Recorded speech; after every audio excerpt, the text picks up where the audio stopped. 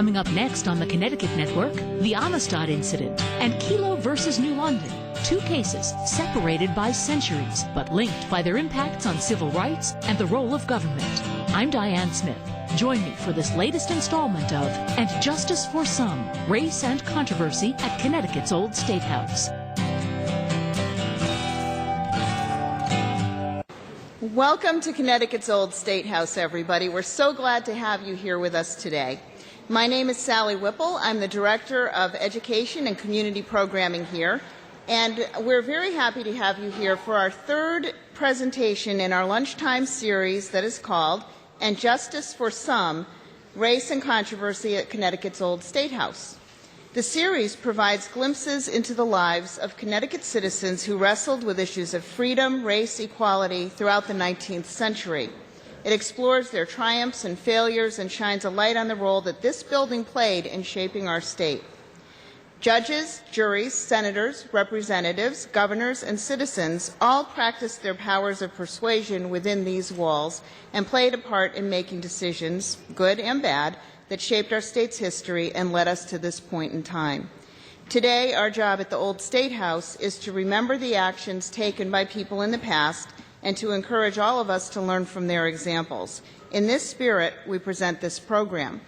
I'd also like to say that we think of ourselves as the People's House, and in that spirit, we ask you to please pay attention to the surveys that were on your seats and fill them out about your thoughts on this program and about things that you'd like to see us do in the future. We really pay attention to those surveys, and we really want to provide things that you would like to experience. Now, I would like to present Diane Smith, who is going to moderate this experience for us. She is best known for her popular series, Positively Connecticut, and her weekly magazine series for Connecticut Public Television called All Things Connecticut. We work with a lot of great partners here at the Old State House, and one of our values is collaboration and working with people who are very good partners.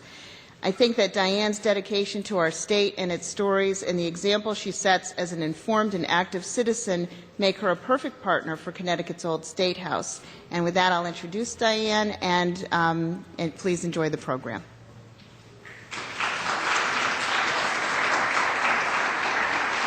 Thank you all for coming today. We're really glad to have you. Everybody from Pat Sheehan, who's on the board of CTN, president of the board. A number of attorneys from our legal community, including Tim Hollister. It's great to see you. And classes from Capital Community College, our neighbors right up the block. Thank you so much for coming. We're really, really glad to have you here. Most of us know something, most of us in Connecticut anyway, know something about the Amistad case. There are schools, there are streets named for it, there are monuments and memorials, although some people would say the memorials were put up all too recently. And there are places all over our state that are dotted with reminders of the Amistad. There have been exhibits at museums like the New Haven Historical Society. There have been exhibits at places like the First Church of Christ in Farmington. There are more than 14 sites on the Freedom Trail that directly relate to the Amistad, most of which you can visit, including this building, of course, which hosted one of the trials. You're going to hear more about that from the professor. But for many of us, our overall impression of the Amistad case is based on the Steven Spielberg movie Amistad. What really happened, though, and how does history, either as written in books or handed down by Hollywood, reflect the facts of the case of the enslaved Africans who landed on our shores and ended up in a monumental legal battle? Is history a moving target? And who is listening? Did the abolitionists use this case to further their own ends? What about the politicians? And what were their agendas? And what were they in line with what the enslaved Africans wanted to get out of this? Well, that's what we're going to hear about today. Before I introduce our speaker, just a quick word on our format. The lecture that you came to hear is going to last about 30 minutes. After that, we're going to be joined by celebrated attorney Wesley Horton for a panel discussion and for questions from you. So we plan to wrap up by 1 o'clock so that you can get back to your classes and back to your offices, but we would love to have you participate. And yes, this event will air later this week on CTN. That's why the cameras are here. And you can find their schedule by going to their website at www.ct-n ct-n.com. So let me introduce our speaker. Robert S. Wolff is an associate professor of history at Central Connecticut State University. He joined the faculty in 1997 and has served as department chair for several years. He was also a semi-finalist for the Excellence in Teaching Award. Dr. Wolff's teaching interests include business, economic, and labor history, Civil War and Reconstruction, and enslavement in the Americas. He teaches a topics course on the Amistad and is writing a book about the case that has led to a lot of original and new research. He has published a paper titled Blackness in White America, The Perilous Voyage of the Amistad in Popular Memory. Professor Wolff has been doing some very interesting research in other parts of the country in connection with the book, and he is here today to give us a new look at this old and very important case. Please welcome Robert Wolff. Well, good afternoon, and thank you all for coming. First, let me say a quick thanks to Sally Whipple and Rebecca Tabor-Conover for inviting me. I'm very happy to be talking to you today, and I'm going to try to be bright and be brief and not use all of the time that's been allocated to me, or more than all of it. I'm going to start by talking about the Amistad case and the larger context into which it fits. There's a saying amongst historians that context is all. And so I'm going to divide my talk into three parts. The first part is going to be what I would consider to be context and background. The second part will be the story of the Amistad. And a third part will be what I might call some reconsiderations of the tale. So the first thing I want to do is to try to set the stage for the Amistad affair. Here you can see a picture of the Amistad, a painting of the Amistad that's in the New Haven Colony Historical Society collection. But I want to set the context by talking a little bit about the African diaspora and the role of enslavement in the growth of the Atlantic world. And I think it's important because the Amistad affair gives us a window into what was one of the more horrific episodes of human history. By best estimates, roughly 12.5 million Africans were forced aboard ships by Europeans and Americans into the slave trade. Of those 12.5 million, 10.7 of them ultimately arrived in the Americas. Roughly 45% of them went to Brazil, roughly 21% to what is the Caribbean, British Caribbean, and roughly 3.6% to what is British North America and now the United States. Let me see if I can give you one other way of understanding these statistics, though, because I think it does offer some real insight into the demographics of what we're talking about. Imagine for a moment that you're in the year 1820. Okay? In the year 1820, or by the year 1820, roughly 10 million Africans in chains had been brought to the Americas, and roughly 2 million Europeans, most of them voluntary, had migrated to the Americas. So that is to say, between 1492 and 1820, you have roughly 10 million Africans and 2 million Europeans. But what would happen if you looked in 1820? If you looked in 1820, the numbers are very different indeed. In 1820, there are 12 million people of European descent in the Americas, but there are only 6 million of African descent. That is the larger demographic story of the African diaspora and enslavement in the Americas. You have to forgive me. I'm an inveterate pacer as I talk, and I've been told that if I pace, I'll wander away from the microphone. So there was some talk of duct taping me to the floor. But so anyway, this is what I think is the backdrop. And those numbers, I think, suggest a very stark reality.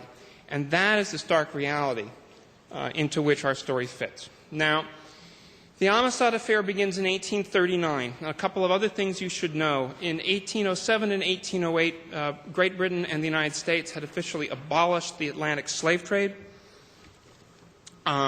Here you have a quick shot of the Act of Parliament in 1807 and a picture of the famous British African abolitionist Olaudah Equiano, who was instrumental in the fight to end the slave trade. Spain, which is another major player in our story, officially ended the transatlantic slave trade in 1818, more than 20 years before the Amistad affair. But, of course, the slave trade did continue, despite the fact that Britain, the United States, and Spain ostensibly saw it as illegal.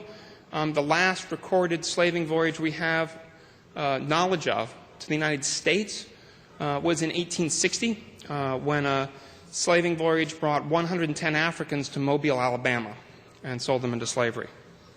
Now, American abolitionists, okay, there we go. Right, let me take a quick step back. I wanted to add demographically between 1808 and 1839, right? The slave trade did continue even after it was prohibited by Britain and the United States.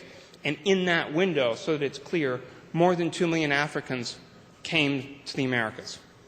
More than 2 million Africans came to the Americas in slavery. Okay, so here's our cast of characters, or part of the cast of characters. These images are all American abolitionists from the 1830s. You have William Lloyd Garrison on the left, Lewis Tappan in the center at the top. Then we have James Pennington, who was an escaped slave and minister in Connecticut, and Lucretia Mott at the bottom. And I'm not going to talk about them particularly, but just to give you a sense of representative sense of who's involved. Abolitionists in the United States were more concerned with confronting slavery in the South than the transatlantic slave trade, although they were very much cognizant that that slave trade continued. They fought very hard to expose the work of American officials who colluded in that trade, particularly the American consul in Havana, a man named Nicholas Trist, an Andrew Jackson appointee. So in the United States, we think of this story as being part of the precursors to the American Civil War. Slavery in 1839 was, interestingly enough, still legal in Connecticut, although slavery had been phased out in the late 18th century, and so the only people still enslaved in 1839 would have been people old enough to have been enslaved in the 18th century. But it does, I think, or it should, attract our attention that rarely in the Amistad story do you hear that there are indeed roughly 24 Africans and African Americans in Connecticut still in slavery at that time. Indeed, to my knowledge, the abolitionists involved in the Amistad case never ever mention it. Okay, so that's the first third. There's your context, your background. Let me now kind of drift to the Amistad story itself.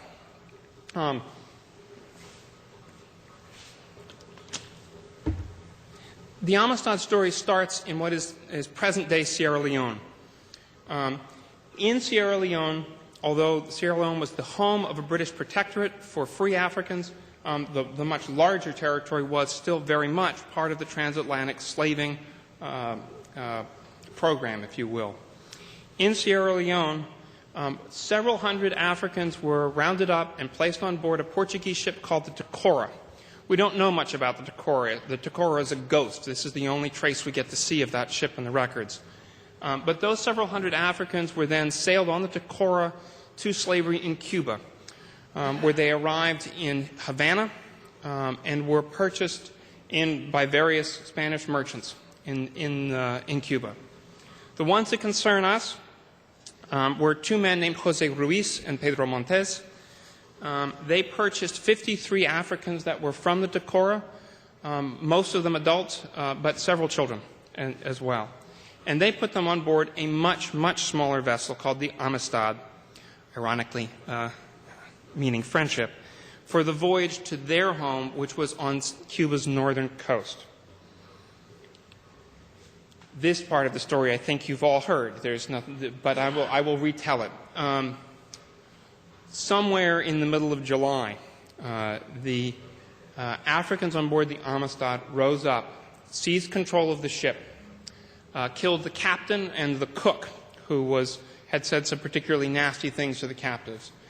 We think the other two crew members escaped the vessel, but Ruiz and Montes were allowed to live so that they could navigate the ship back to Africa. And that was indeed the plan of the African captives on board. They were Mende speakers, and they saw Sengbe Pie, later known as Joseph Cinque, as sort of their natural leader. Okay. Now, the way the story goes, by day the vessel sailed towards the African coast, and by night Ruiz and Montes clandestinely sailed the ship northward. Presumably their goal was to land the vessel somewhere in an American southern port where they would sort of be given the force to regain control of their ship and go back to Cuba. But of course, as we know, that's not what happened. For one reason or another, the ship sailed along the American coast for weeks. It was spotted many times. The Africans on board the Amistad managed to trade, probably through Ruiz and Montez, with more than one vessel for food and water. And they ended up in late August off the coast of Long Island. And it was there that an American survey vessel captured the Amistad and towed it toward New London Harbor. And that brings us to the Old State House. Now, for the abolitionists in the United States, the ones I mentioned before, especially a group of abolitionists commonly known as evangelicals, led by Lewis Tappan, for the abolitionists, the arrival of the Amistad was nothing less than providential.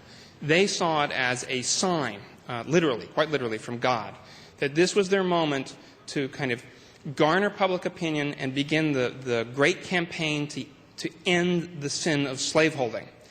You'll note that I've said the sin of slaveholding rather than the sin of slavery because in the abolitionist mind, slavery was certainly bad and immoral toward those in slavery, but the focus of the abolitionists, at least in their theology and their politics, was on the slaveholder, not so much the person in slavery. But for the abolitionists, again, this was a major cause. This was an opportunity to garner sort of public support for their cause, to use the Africans as a kind of springboard, if you will, towards greater things.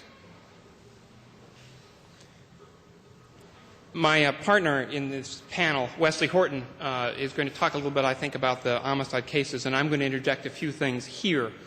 The Amistad cases, I think, suffer from some misperception because in the broader scheme of things, we understand that the issues are about slavery and human freedom. But the actual Amistad cases are very, very narrow indeed. The original Amistad cases are about something quite arcane. They're about maritime salvage rights. And it is maritime salvage rights that are at issue. When the Amistad captives first come before a court, they are accused of murder and piracy. I don't have time to go into that part of the story, but those charges are dismissed for lack of jurisdiction. The American courts say if there is murder and piracy, it is murder and piracy in Spain, Cuba, right? Not the United States. So the issue that brings the case to the court is brought, in fact, by the two naval officers that captured the Amistads. Their names are Gedney and Meade.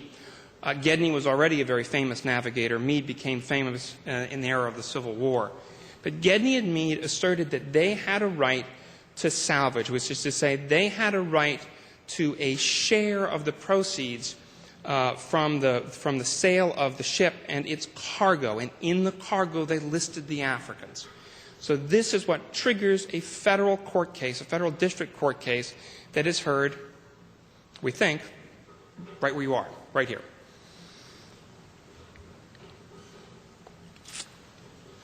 Okay, so it is in this context that the abolitionists, using their attorney, very famous Connecticut resident named Roger Sherman Baldwin, to argue that the Africans cannot possibly be legally enslaved and therefore should be freed. Ruiz and Montez, who survived what they saw as their ordeal, also filed claims.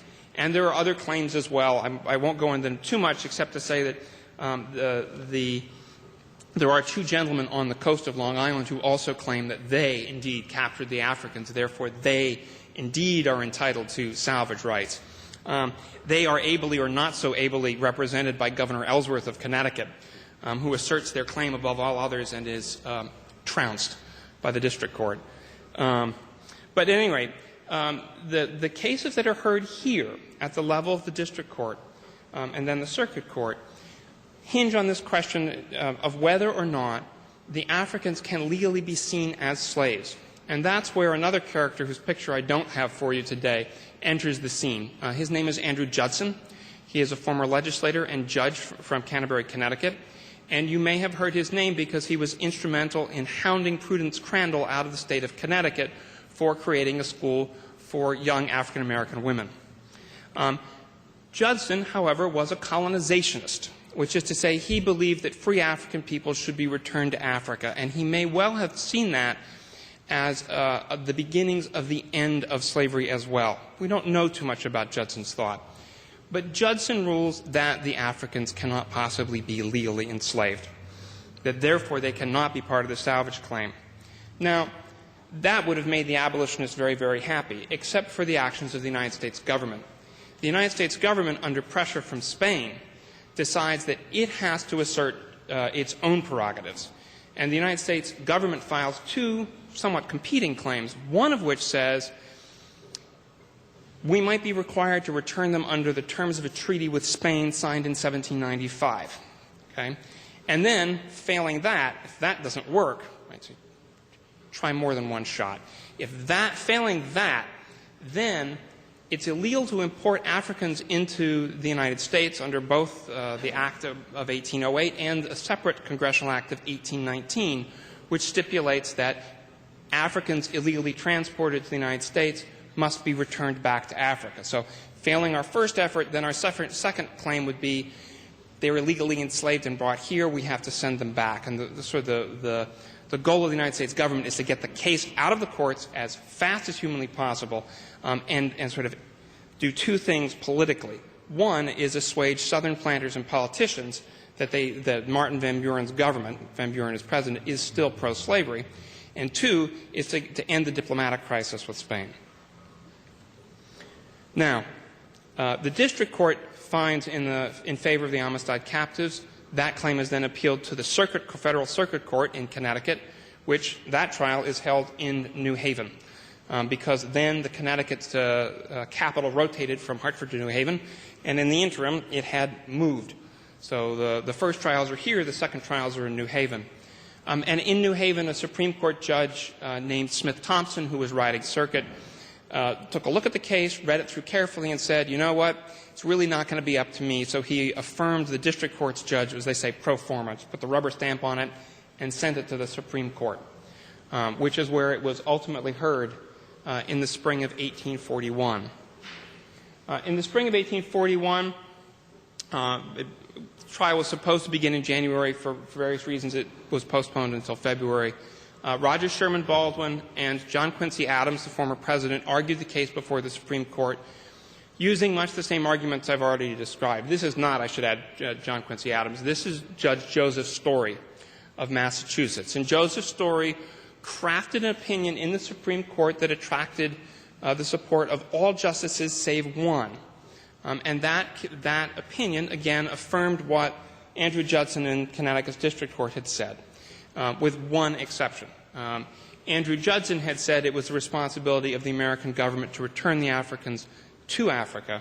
The Supreme Court said that there was no law that actually did that because the Africans had not been brought to the United States for the purposes of sale. But this is a Supreme Court case, and if you've ever been to the Supreme Court, you may be wondering what that room is. That's a room in the Senate building in the Capitol, because the Supreme Court in 1841 was held there and not in the building you may know.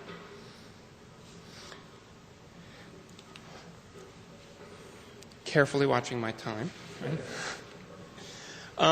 So the story, of course, does not end here for the Africans. The Supreme Court, once it decided that it was not the responsibility of the American government to send the captives back, send the Africans back, then came the moment where the abolitionists had to take a step back and say, we need to house people and we need to raise money to purchase their passage back to Sierra Leone.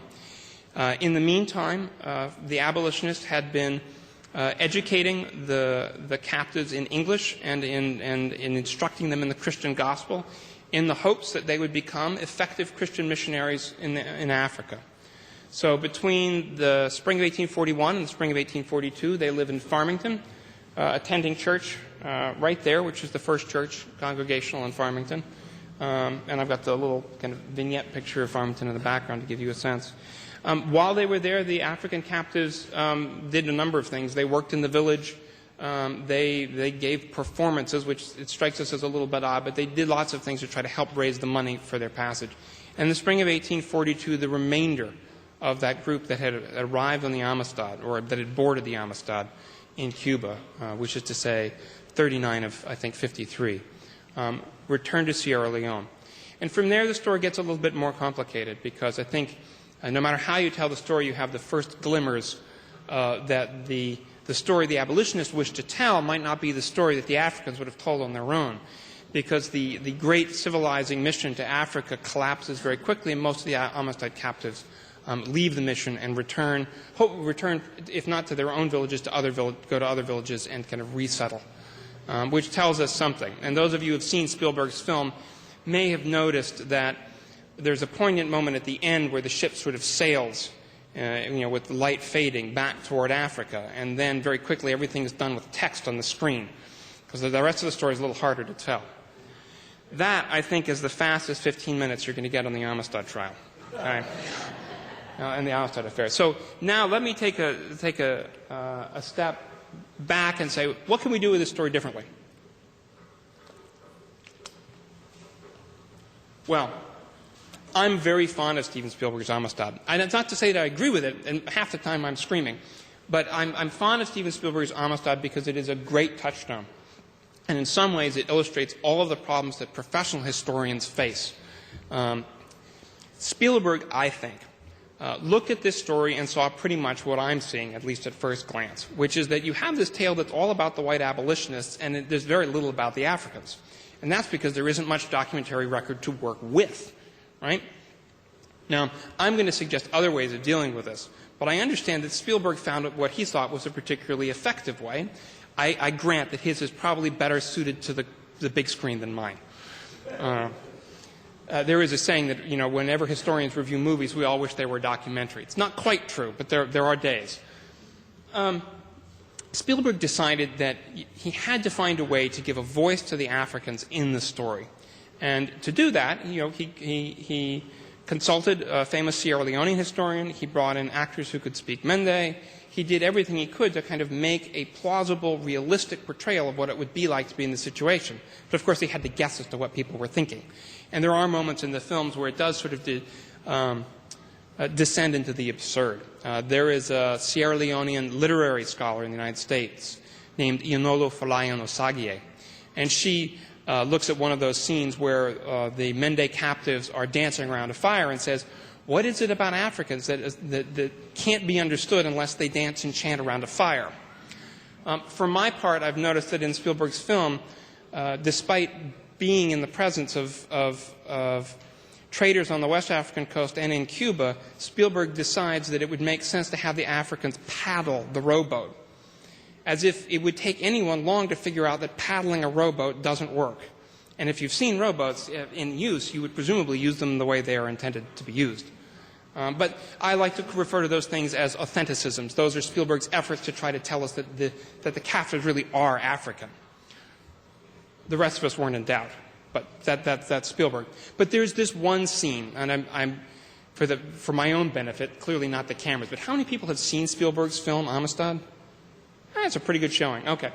There is this scene that makes me laugh every time. And it's a scene in which the captives, now this is the script. Joseph Cinque is what the main character is called in the narrative. I would say Sengbe Pie, but in the script is Joseph Cinque, looks at an approaching group of abolitionists who are coming to sing to the captives behind the bars of their prison cell. And the abolitionists, all dressed in black because that's what abolitionists apparently wear, they come forward and they are singing Amazing Grace, and they are kneeling in supplication, and they are, right? And of course, the captives have no way of understanding this. And so Sengbe Pie says, it looks like they're going to be sick. And because in the background you hear Amazing Grace, right? And another captive says, they must be entertainers, right? And finally, Cinque says, but why do they look so miserable? Right? Which is to kind of give you Spielberg's take on the story. That Spielberg wants to say that the real story is the Africans and the abolitionists, that not so much the story. I would say it's both. And I think my research suggests that it's both. I think to understand, and I guess this is where I'm going to start talking about my own research more specifically, I think to understand the Amistad, we need to talk a little bit about how historians do their craft. We need to talk about how history is recorded over time. Historians these days, I think, are keenly aware of questions of historical memory, which is to say, questions of how the past has been remembered and preserved. We need to understand that the abolitionists had a very, very clear stake in the Amistad story. And I don't fault them for telling it, and I don't fault them for advertising it, because that was their thing. That is what they did. But they were so successful at telling their story that they have sort of washed away other parts of it. And it is, of course, because it is the it is the leading abolitionists who left the written records that we use. Lewis Tappan was an indefatigable correspondent. He wrote many, many letters every day, and his handwriting is even legible. His letters, most of them, are at the Library of Congress. You can go read them. Actually, the Library of Congress. You can go read them, right? And they've been reprinted. And so Tappan serves as our sort of window into this episode, except that Tappan was trying to create that narrative that I talked about. He was trying to use this as a springboard to end slavery. So when Tappan did his writing, he was thinking of very different goals than some of the others who were participating in the event.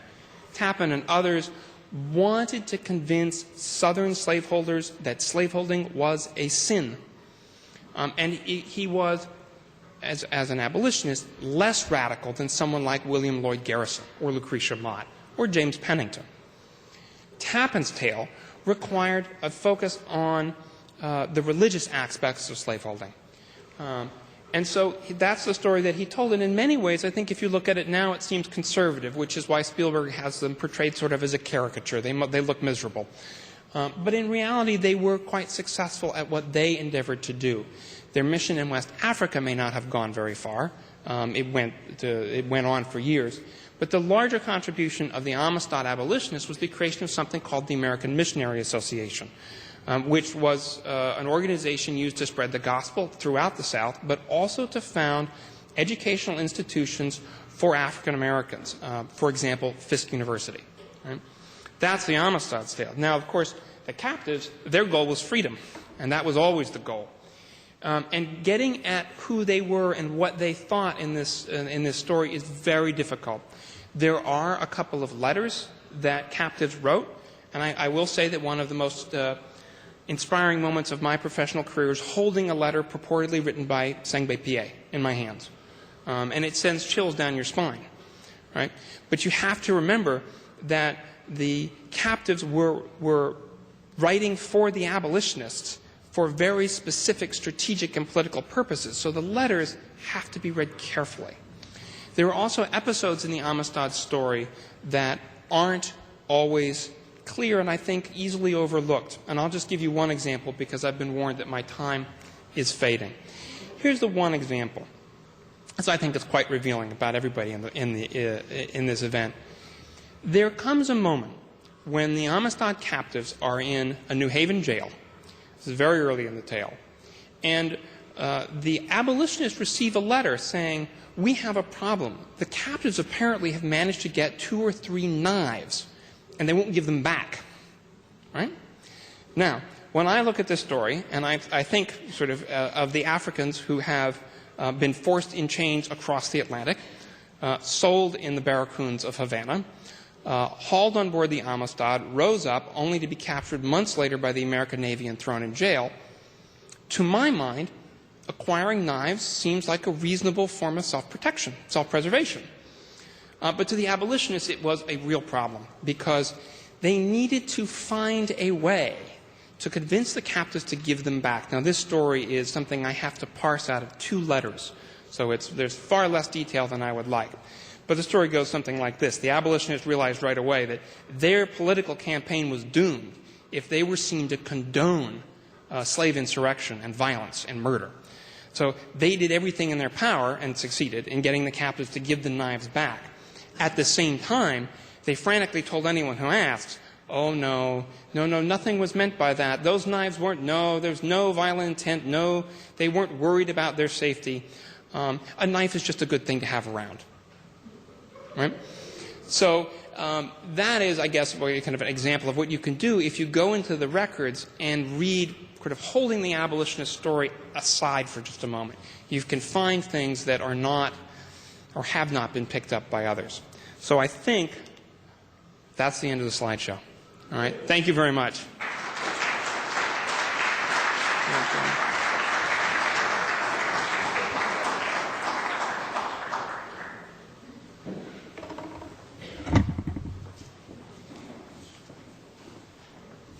I would like to thank Dr. Wolff, and while our panel is getting configured, I would like to make a couple of announcements. First of all, the last lecture in this series will take place on March 3rd. That's a Wednesday. We will have with us Karen Peterson, from the Connecticut Commission on Culture and Tourism. She'll be talking about Prudence Crandall, who is our state heroine and whose story touched this building. And I also want to remind you that you can check our website, ctoldstatehouse.org, for more information on programs that are coming up. You should know that we also do school programs, and on February 15th and February 17th, we'll be having school vacation programs for children. And information about those is in the booklet that you received when you came here.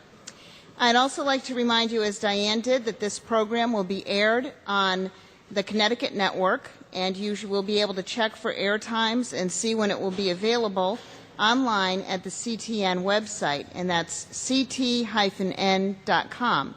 You can also find a lot of other good things there, like our other lectures from this series that are archived on that website, and all kinds of information about our government today. You can watch Government in Action by watching CTN. I'd also like to let you know about a program that's taking place on February 27th at Faith Congregational Church on North Main Street. It's sponsored by the John E. Rogers African American Cultural Center, and it is a celebration of Black History Month and the African American Heritage Trail Project. And one more note, again, I'll ask you to remember to fill out your surveys so that we can keep providing programs that you enjoy. And now I would like to send the program back to Diane Smith and ask that you participate in the discussion and have a good time. Diane? Thank you, Sally. Well, other than Dick Blumenthal, there are just a few lawyers in this state whose names are instantly recognizable. One of them is Wesley Horton. Wes Horton is a partner at Horton, Shields, and Knox. Mention his name, and most people will come up with Horton versus Meskel, the case that challenged how we paid for education in Connecticut, Sheff versus O'Neill, the landmark case involving desegregating Hartford schools, or maybe Kelo versus New London, the case that spurred a nationwide debate about the limits of eminent domain.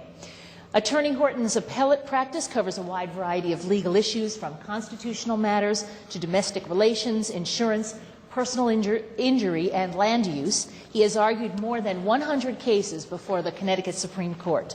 He is the author of The History of the Connecticut Supreme Court and a strong advocate of the Connecticut Constitution. In fact, he wrote the only published book on the Connecticut Constitution and published the debates of the 1818 Constitutional Convention for the first time since they actually took place. Both projects reflect his strong interest in the history of the Connecticut judiciary, as well as being critical to the interpretation of our Constitution. He also happens to be president of the Connecticut Supreme Court Historical Society. Attorney Horton has been very interested in helping educate the public and his colleagues on legal issues. That's one of the reasons he agreed to be here today. Those of us who know some of his work know that he's a prolific writer on both appellate and constitutional issues, and we also know that he is often called upon by the electronic media and by print media to give opinions and comment on breaking legal issues when he's not already in the middle of them. So thank you for joining us, and Professor, thank you for being here. The professor said that historians work with the story, and I guess my question is the one that I posed at the beginning of this. Is history actually a series of facts and historical precedents, or is history kind of a moving target where the way the story is told by one generation is changed in the next generation, and where what we perceive of a case is not the way it was seen at the time? Then I'll ask you to start. That's an easy one to answer. The answer is obviously the latter. Obviously, it changes over time. And in fact, on the Amistad case itself, I have here Colin McEnroe had prepared. This is actually a Hartford Current page, a reproduction from 1840, the front page of the Amistad decision by the district judge here in Hartford. This is actually the front page. That, you know, they actually expected in 1840 that people were actually interested in reading an entire court opinion and not just some reporter talking about it. And imagine that. Imagine that. And so here's what the case was about.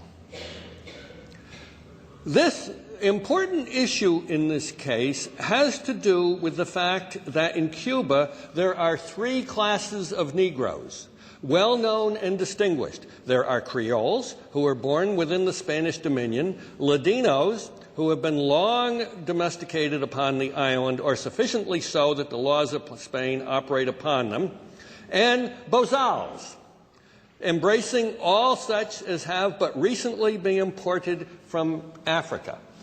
And he goes on and on to say that because these Africans were bozals and were not Creoles or Ladinos, therefore they're entitled to their freedom. That is the inspiring decision in the case. If they had been Creoles or they had been Ladinos, they would have lost. But because they were bozals, they won. And the case went up to the United States Supreme Court, as you mentioned, Professor. And Justice Stories, one of the great writers on the United States Supreme Court forever, said, if these Negroes were, at the time, lawfully held as slaves under the laws of Spain and recognized by those laws as property capable of being lawfully bought and sold, we see no reason why they may not justly be deemed within the intent of the treaty and must therefore be returned to Cuba. But because it's plain beyond controversy that they're bozals, they don't have to be returned. So this whole talk about the abolitionist movement and everything, they've just taken the case about a very obscure legal principle of no general significance, and certainly something that anyone in the United States would rally around as a big legal principle, and have turned it into something else. But that's what we Americans do all the time. And you know, it's I won't say unique to the United States, but it's very unusual and has been very unusual anywhere else in the world. And there's a reason for that. In England, for example, which has a legal system similar to ours, judges can't declare anything unconstitutional. That's never been permitted, except they've changed their legal system in the past year. But the point is, in the past, a judge could not declare a statute unconstitutional in England. And elsewhere, such as in the continent of Europe, judges were not raised to be risk takers. Think about it. In the United States, how do you become a judge? You become a judge because you know a governor or a president. And how do you know a governor or a president? It's because you're a bigwig in some way. You're either a bigwig politician or a bigwig lawyer or a bigwig something. You've made a mark for yourself somewhere such that the governor or the president or whoever appoints you has gotten to know you. That's not the way it works in most of the rest of the world. The way it works in most of the world, and has forever and ever, is that if you go to law school, you decide when you're in law school whether you want to be a lawyer or you want to be a judge. And if you want to be a judge, you go on the judge track. And when you come out of law school, you're a judge. You don't go from being a lawyer and becoming a great lawyer, and then all of a sudden you're a judge. It doesn't work that way most of the time. So consequently, what do you get for judges? You get bureaucrats. You get people who start off at some real low-level judgeship and work up the judge ladder by keeping their head down and not causing trouble. So we're not used to that in the United States. We're used to complaining about judges for sticking their neck out, or applauding judges for sticking their neck out. And so consequently, it's very common in the United States for people to be making a huge amount about a legal issue when it really doesn't, it can be handled on a much less controversial basis. And while I was not the lawyer for Prudence Crandall in the 1830s, the fact is you're going to talk about that next month, and the Prudence Crandall case is an excellent example of that, because the Prudence Crandall case, which you'll talk about a lot, is a case that Prudence Crandall's supporters were trying to get up to the United States Supreme Court to show that blacks were citizens of the United States. That was the Dred Scott case that came up over 20 years later. But it almost came up from Connecticut. And consequently, when the prosecutor said that she had black girls from out of state, the prosecutor didn't say you didn't get a license. So she didn't commit a crime if they didn't say because she could have gotten a license but didn't. But they never charged her with not getting a license. But she didn't make that claim because she wanted the case, her lawyers wanted the case to go up to the United States Supreme Court. The problem is the Connecticut Supreme Court said, but no crime has been alleged here. So it looked as though both the state and Prudence Crandall were just trying to manufacture a case to go up to the United States Supreme Court. Well, it sounds a little bit like some cases from today. And Professor, you talked about this in an interview on the radio about how many different agendas were in play during the Amistad case and why so many different people had a completely different view of it and had a stake in it, if you will. Yeah, and they did. I want to echo something that Wesley said, though, because if you want to understand how the case plays out, there's one character that I didn't have time to mention, but I will now. Right? His name is Antonio, and on the Amistad there is a cabin boy who is, as Wesley described, Ladino. He is an Afro-Cuban slave, born in Cuba, raised in Cuba. His condition of servitude is not questioned by either the district court or the Supreme Court.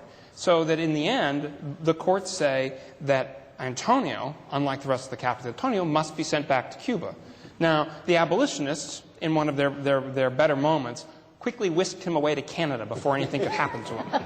Right? So the ways in which people were held was perhaps a little bit different. Antonio was young. He was a child. He wasn't in jail. He was in somebody's home, so it was very easy to do that. But there were a lot of agendas at play, and I think we as historians, for example, we talk about the American Colonization Society. And the Colonization Society is dedicated to this sort of seemingly unbelievable principle that free Africans should be returned to Africa. It was founded in the early 19th century. It survived until the second third of the 20th century. But its heyday was in the 1820s, 1830s. And many of its initial supporters were African Americans. But by 1830, that support was gone. Now, when the Amistad case rolls around, the colonizationists are desperate to help out because they want to sort of show that their vision of how this should play is good. And so, in the end, they're as happy with this resolution as the abolitionists themselves because, of course, the Africans, once declared free, are sent back to Africa. But their voice is not one that history listens to. They are sort of, if you will, they're the losers of history on this one.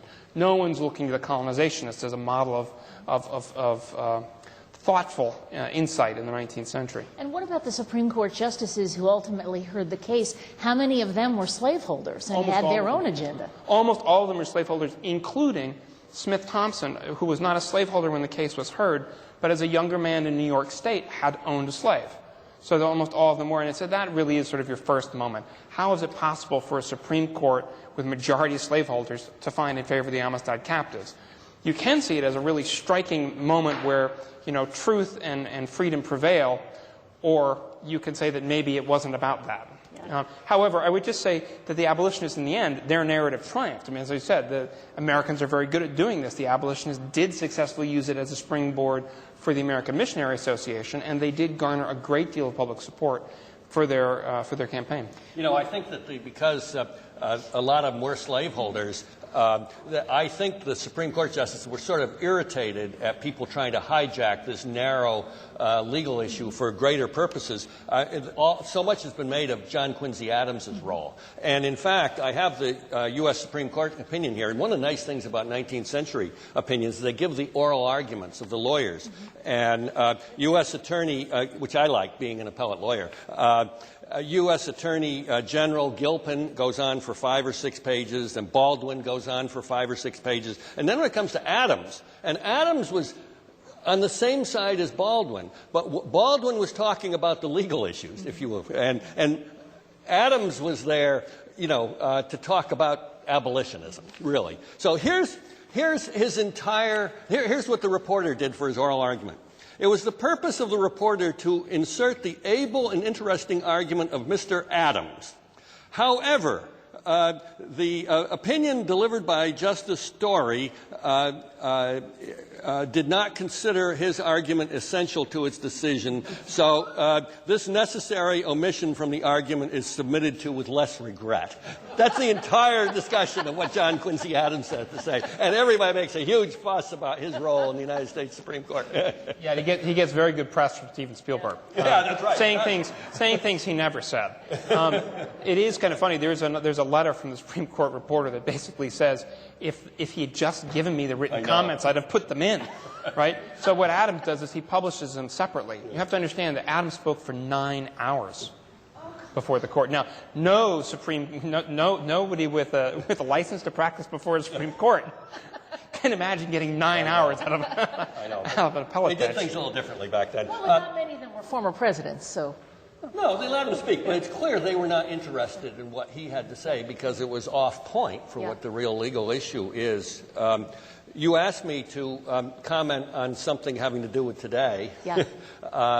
And obviously, Sheff is one thing and Kelo is another. The interesting thing about Kelo, of course, is it went up to the United States Supreme Court, and it was the desire. I represented New London. I did not represent Mrs. Kelo, but it was clearly the desire of Mrs. Kelo's lawyer to get the case up to the United States Supreme Court. I mean, obviously they wanted Mrs. Kelo to win, but they wanted her to win in the United States Supreme Court, although they raised some Connecticut questions that would have resolved it in Connecticut without becoming a landmark case. Let me just interrupt you for a second in case people in the audience don't know about the Kelo case. We're talking about Kelo versus New London, which was a case. Suzette Kelo was a homeowner in the Fort Trumbull area of New London. Her home was going to be taken by eminent domain by the city of New London, which had a large development project that they wanted to put in the Fort Trumbull area. And the case ended up going all the way to the Supreme Court, where she lost the battle but won the war, in essence. Yeah, that's the point that I'm getting to. In the Connecticut Supreme Court, before it went up to the United States Supreme Court, this is a footnote 29 in the opinion. The plaintiffs, that's Mrs. Kelo's side, in seeking invalidation of the eminent domain provisions of the Connecticut statute, does not claim that the state constitution's public use clause offers them greater protection than the federal clause. In other words, she might have made an argument under the Connecticut Constitution. And if she had won that argument, she would have won and kept her house, but the issue would not have become of great national importance because it just would have been what one state out of 50 says. And in fact, there are other state Supreme Courts that before and since have ruled that what was done in this sort of situation is in fact unconstitutional under their state's law.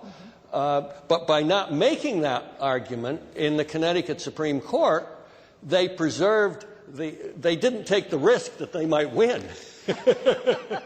And therefore, they wouldn't have this big, huge national attention. So as you point out, they've won by losing in the United States Supreme Court because they've made a huge fuss about an issue that they have convinced many legislators around the country to do something about. In fact, 43 states have changed their eminent domain laws. Connecticut, one of them? Yeah. Well, not to the extent that they're talking about in the other 43 states, no. Well, that's interesting. I do want to ask if anybody wants to participate. We have about 10 minutes left, so if anyone has a question, please raise your hand. Go ahead.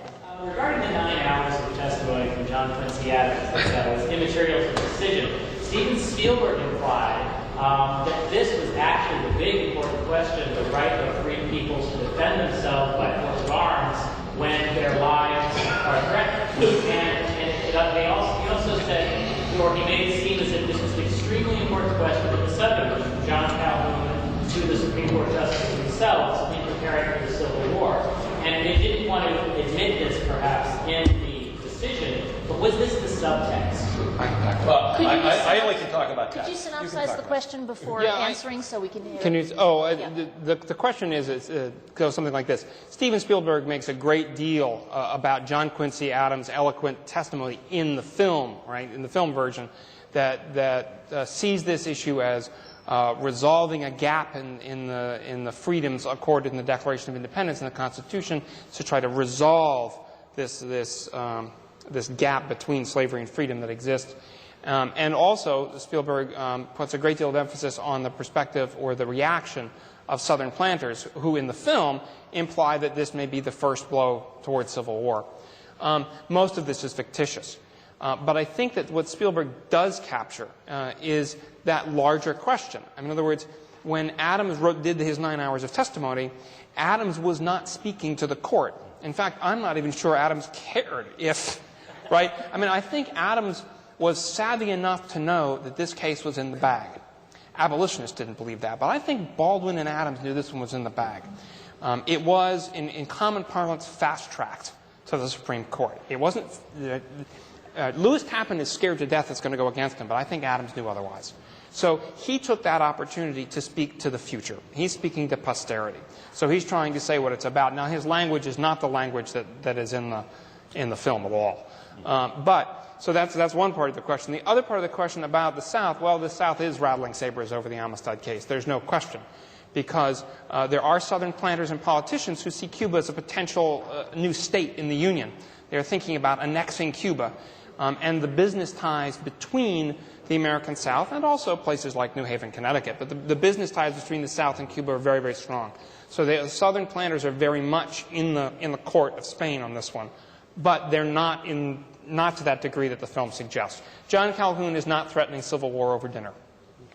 My own view on that, though, is, as an appellate lawyer, is that if you think your case is in the bag and therefore you insult the court by talking to the public, you're risking having your case come out of the bag and get lost. Tim. Professor, you said that when the Amistad came ashore in Long Island, the abolitionists had their moment. Did the abolitionists then sort of stage manage the proceedings from then on, or did the court system sort of take any directions that they could follow? And I'm sort of following on Wesley's question, because does the Steelers lawyer stage manage the process in comparison? The abolitionists stage managed this event. Oh, they tried. They tried so hard to stage manage this. Now, I think in the end it slipped past them. But it is remarkable how well they did stage manage it. They printed newspaper articles almost constantly. Whenever the case was about to come before the court, letters from abolitionists poured into every newspaper in the North. And over time, the evangelical abolitionists actually managed to convince papers that were anti-abolition to support them, which I think is really quite striking. But they did try to stage manage it in so many ways. It's hard to describe them all. But they also did a little bit of jurisdiction shopping, right? The abolitionists thought they might have a better shot in New York, so they took a shot at getting the case moved from Connecticut to New York.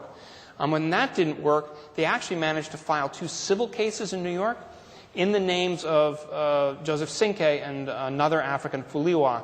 They filed claims for assault, battery, and wrongful imprisonment against Ruiz and Montez, right?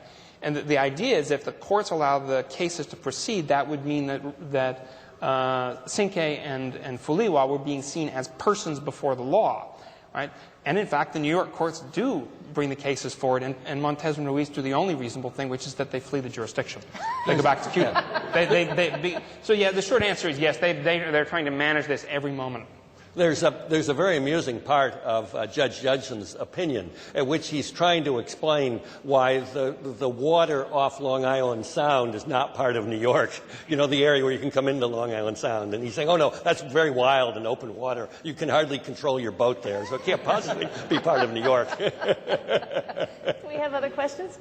Yes. The naval officers, American naval officers' decision to not land in Long Island, but land in Connecticut would have been based on also whatever happened to Cinque in the end. There's 2 questions. I think I can tackle them. Well, I guess the first question was why did the naval officers tow the Amistad to New London as opposed to New York, right? And then what happened to Cinque in the end? 2 different questions, but I think I've got quick answers for you. Sometimes it's said that the naval officers knew that since slavery existed in Connecticut and not New York, their chances for salvage rights were better in Connecticut. But that might not be right. Since importation of slaves was certainly banned, they were taking something of a risk. There isn't any conclusive documentary evidence on why they did it. They may actually have thought that they had just as good a chance in New London. It's a pretty straightforward sale. So that's one.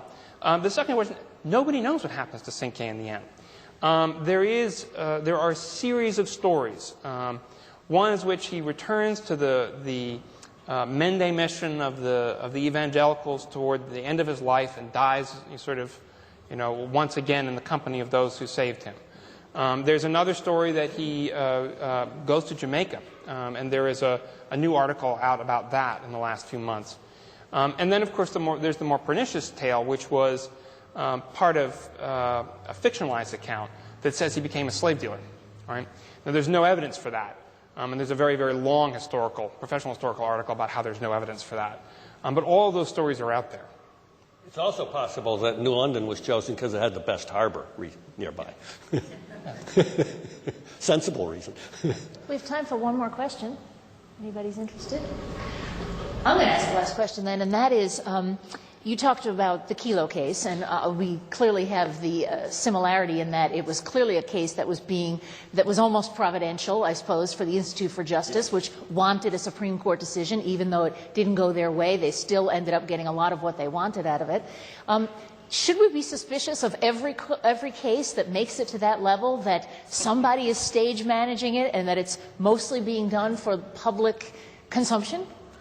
No, I don't think you should be suspicious. I think the judges need to stick to the legal questions, which is what happened in Kelo. I mean, there wasn't any pernicious reason it went up to the United States Supreme Court. It went up there legitimately because Mrs. Kelo didn't raise a state constitutional question. She had a right not to raise a state constitutional question. Now, I mean, that's something presumably she knowingly decided with her lawyers. I don't know. I'm on the other side. But, I mean, she wanted the case to go up to the United States Supreme Court and not win in the state Supreme Court on that question. So that's her legitimate right. But as in this very case, the Amistad, I think the important thing for the public to realize is what is the case about, and to pay attention to what the legal issue is, and don't let people that are trying to use it for some other reason to divert your attention from seeing what the case is really about.